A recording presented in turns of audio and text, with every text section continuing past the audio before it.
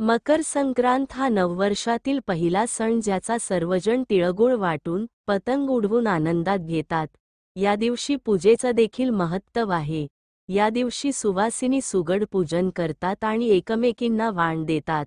चला तर जाणून घ्या सुगड पूजनाची योग्य पद्धत। या दिवशी अंघोळ करून सूर्याला अर्घ्य द्यावे। या दिवशी महिला काळे वस्त्र परिधान करून पूजा करू शकता। पूजा मांडायची असेल तिथे चौरंगाच्या भोवती रांगोळी काढावी। रांगोळीच्या मधोमध स्वास्तिक काढून चौरंगाला हळद कुंकू वाहून पूजा मांडावी। नंतर सुगड म्हणजे छोट्या मातीच्या मडक्यांना हळदी कुंकवाची बोटे लावून दोरा गुंडाळावा। सुगडांमध्ये गाजर, बोरे, ऊसाची पेरे, शेंगा, कापूस, हरभरे, तिळगुळ, कच्ची खिचडी इत्यादी भरावे। असे 5 सुगड तयार करावे। चौरंगावर लाल वस्त्र ठेवून त्यावर तांदूळ अगर गहू ठेवावे। नंतर त्यावर भरलेले सुगड मांडावे। पूजा मांडल्यानंतर बाजूला दिवा लावावा।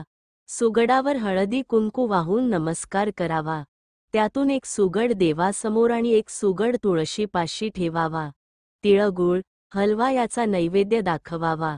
नंतर किमान 5 सवाष्णींना वाण वसा करावा।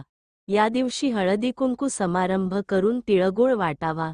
प्रत्येकीला आवा म्हणून भेट वस्तू द्यावी।